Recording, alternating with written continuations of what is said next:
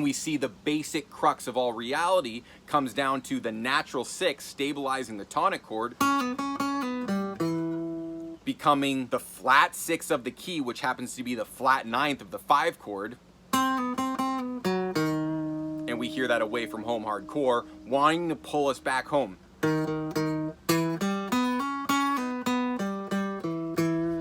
Tonic minor it's a phenomenon.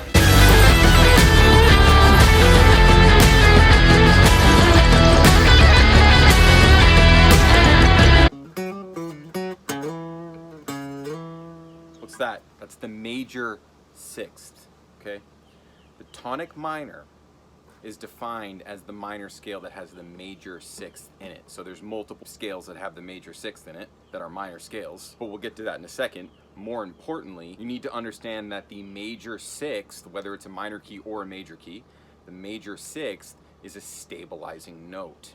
So any chord change that has a major sixth in it is going to be a stable place. It's going to be like your home. Now, you diehards are going to remember I've talked about this concept before, but harmony really breaks down into 2 locations. There's home and there's away from home. You know I'm going back after away from home. Back home. Now, in that example, I just used the 5 chord as away from home. And you know it wants to pull back to home. And right there, I just played triads. But when we're discussing the tonic minor sound, we're moving beyond the triad. We're asking ourselves, what is the most descriptive note of the tonic minor chord that is not in the triad of that chord? Well, it's going to be the 6th, right? You start playing the 6th against your minor triad, that is a dank sound. Listen to these sounds. See how it's pulling back home right there? Right, hear all this, just triad with the 6th.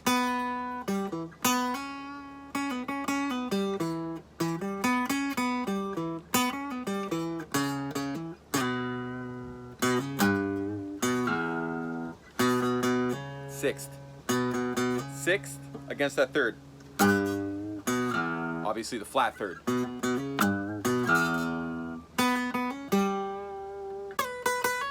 So now seeing it from the angle of the triad, right, we're seeing a minor triad plus 1 additional note, that's the 6th, right? So that's kind of from that fundamental perspective, right? Triadic fundamental plus 1 note. We see that that plus 1 note is the 6th. That's going to be the most descriptive. Now you might be thinking, well, what about the 7th? Isn't the 7th a part of this? And it's absolutely, yes, it's a part of this.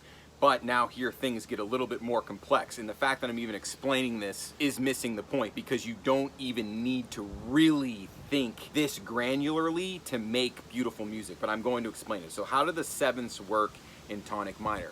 Well, remember a second ago I said there's multiple minor scales that have the natural 6 in it? Well, the 2 that come to mind are Dorian and melodic minor.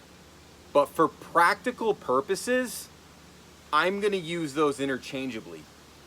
If I'm playing a Dorian on a tonic minor chord, I'm also thinking about melodic minor possibilities, because there's only 1 note different between Dorian and melodic minor. Melodic minor is literally a Dorian with a major 7th. But more importantly, the 7ths don't really matter in this situation. The 6th really matter. You can use both 7ths. I've called this the minor bebop scale.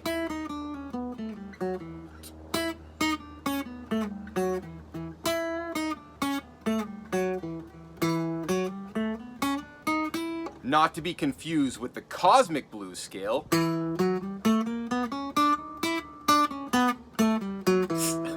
9-note scale. Don't worry, all this is explained in the course, link in the description, 5-step mastery system. That's Systems for Creation on School. Get yourself a master in jazz performance degree over 6 months working directly with me, coming to my 3 live classes per week, access to my full course library, and one-on-one lessons as well, which are recorded for you to archive forever, like a handcrafted customized ebook. First link in the description for that. Back to Dorian and melodic minor and the 7ths being interchangeable. The 7ths are interchangeable because it's the natural 6th that stabilizes the tonality, that gives us the sense of being at home, right? Major sixth equals home, and this is true for major and dominant chords. The flatted sixth represents going away from home. That's the most basic binary truth that there is. So now let's look at some examples of going away from home, and guess what? Now you're about to understand the basics of playing chord changes.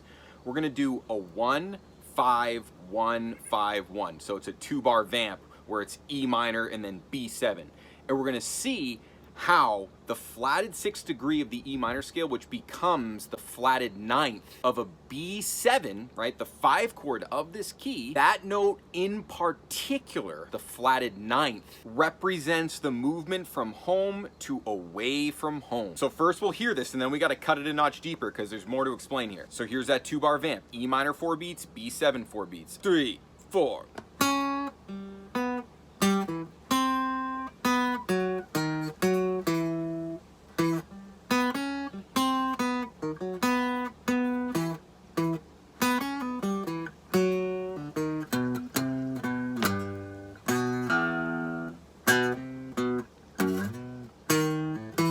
See this? I'm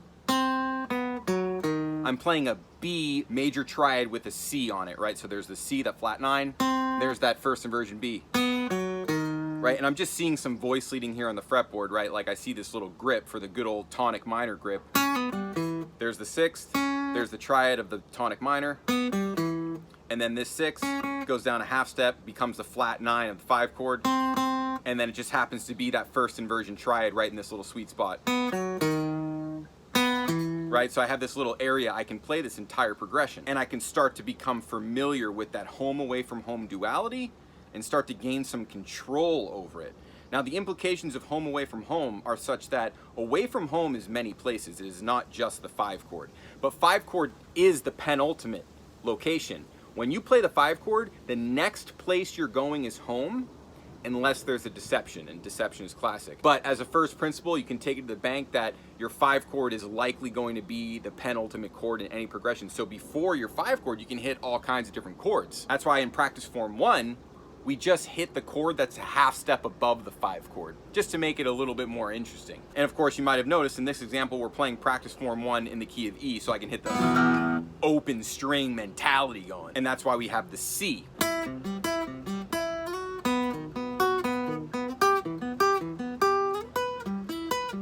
And that C is just giving us one additional color before we hit that penultimate location away from home, 5 chord. So you see, the C is also away from home. That's why away from home can be many different places. A 2 chord, that would be away from home. So you think of a 2-5-1. A 2-5-1, the 2 chord is just preceding the 5 chord, just another location away from home. So it's interesting how the 5 chord is like the penultimate. But another classic penultimate in a major key, which we're not talking about, we're talking about minor keys right now, but in a major key, another classic penultimate is the 4 minor. The 4 minor chord is an iconic penultimate. I would say it's equally as iconic as the 5 chord actually. It's just that it's less versatile. It doesn't make as much sense in a minor key. Like the voice leading doesn't hit as hard in a minor key. I'm digressing, I know, but I do want to make this point that there are multiple penultimate locations away from home, most notably the 4 minor in a major key, and in both a major and a minor key, the 5 chord is going to be that most ubiquitous penultimate location. All right, so how about practice? How do we start to work on this? Well, it goes back to just mastering the cadence of the 5-1, the penultimate home away from home scenario, and noticing which notes in particular distinguish home away from home. And we see the basic crux of all reality comes down to the natural 6 stabilizing the tonic chord, becoming the flat 6 of the key, which happens to be the flat 9th of the 5 chord. And we hear that away from home hardcore, wanting to pull us back home.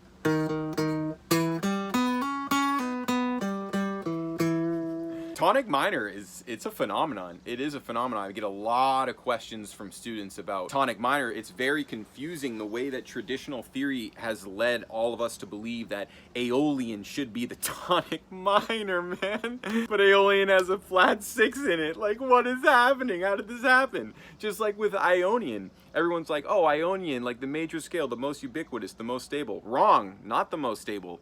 Lydian is the most stable. Now, to really cook your noodle deep, you're starting to probably connect the Lydian chromatic concept here. Lydian and Dorian are the actual relative major and minors. Right. For a major chord, home bass is a Lydian scale. It's a fully extended major 7 chord, which is a major 13 sharp 11 chord. A chord that has a 1, 3, 5, 7, 9 sharp 11 and 13. 7-note chord. The stable 7-note chord on the major side of things is a Lydian, just like the stable minor chord is a Dorian scale, a scale that has a natural 6th in it. Now let's continue to focus on the minor side. You can really hear the difference here. Listen to the stability of tonic minor played with chord voicings. Now every chord voicing I'm going to play is diatonic to the Dorian scale, right? But listen to the stability here.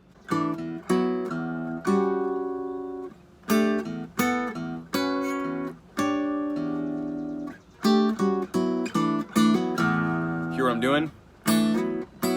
I'm playing the notes of the Dorian scale. Now watch what happens the moment I hit the C natural in any of these chord voicings. What does that sound like? That sounds like an F sharp minor 7 flat 5. It's an F sharp, it's a C and an E. That sounds like Away From Home. That's the clear signal that you've left home, right? Home. Now watch I play that C natural. Where does it go? It wants to go home. You hear what I'm doing, right? So home becomes a 2-5-1 right here. 2, hear that 2 chord. Hear that 5 chord.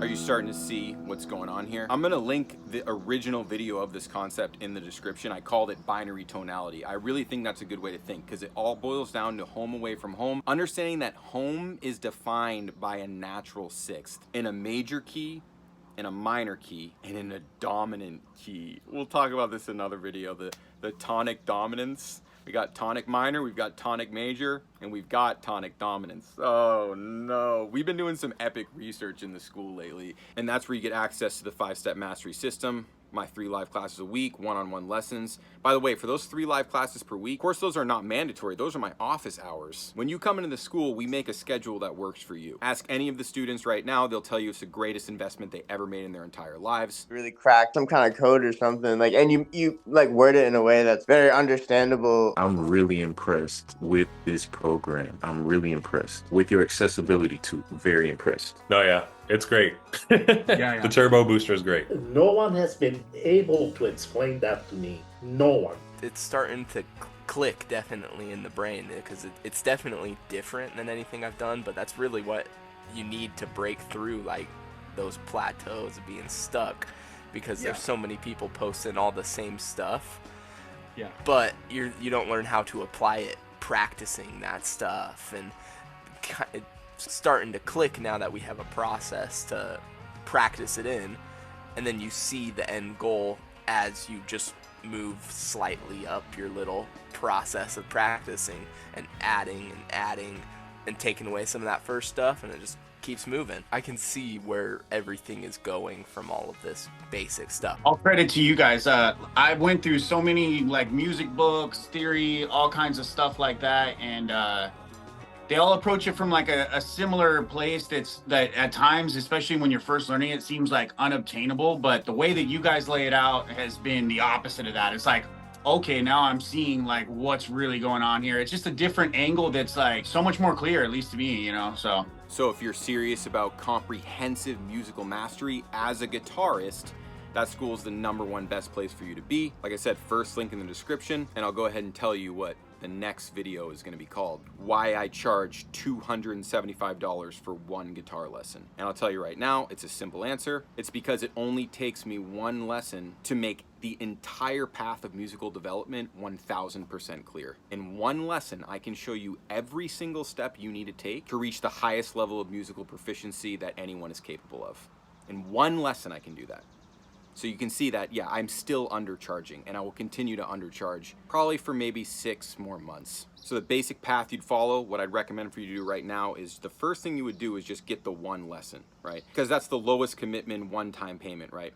Now, if you already clicked on the first link in the description, you see my program is $444 a month, which gives you access to private lessons and the 3 live classes per week. So that's obviously a better bang for your buck, but understand it's a deeper commitment. So that's why the 1 lesson at $275 is the best deal for both of us, because you don't have to make a commitment, but I can give you the entire roadmap to climb the tippy top of Mount Everest in that one lesson, and that's priceless. Now, after that, you may feel you want some guidance through the rest of the journey, right? But you'll appreciate what I can offer you in the school once you already have that one lesson. So you'll understand the price of the school being $444 a month as of July 2nd, 2025. You'll understand that that is just, I mean, that's ridiculous. I should be charging more like $1,200 a month, and I will be. Remember when it was 11 bucks a month? So all this to say, I got a video that's a lot more detailed on this topic, exactly what these one-on-one lessons at $275 include, as well as insight about the psychological aspect of these lessons. And lately I've been realizing I am like a musician psychologist, because more than anything, I just unlock your mind. I can just free your mind. That's more of a psychology thing. Because what often happens is I get a lot of guitarists who have checked out all the theory. Like they know theory. They took the AP theory exam, got a 5 on it. Still can't improvise, don't have any freedom of flow. Can't access the flow state on stage and practice ever. And I've already said many times, this is due to the fact that you haven't taken the right steps in the right order to free your mind. There is a specific set of steps that need to be taken to free your mind so you can access the flow state. And the first thing you can start to realize is that regardless of your technique and knowledge, you can enter the flow state. So it's more about being able to enter the flow state than it is about anything else. So once you have the skill of entering the flow state, practice becomes, it's easy, it's effortless. It's a whole different paradigm than how you're currently thinking about practice. There's so much to explain with this whole psychological aspect to the music learning. It goes really, really deep, and that's part of the research we've been doing in the school. So I'll be making a lot more content about that, years from now. But right now, we're straight in the work. All we know is that we have a 5-step alchemical process for unlocking comprehensive musical fluency. That's all we know. Now, how that alchemy works exactly, there's a lot to be discussed on that topic, but we know that it works. Like I said, first link in the description. I think that's gonna cover it for today. See you there.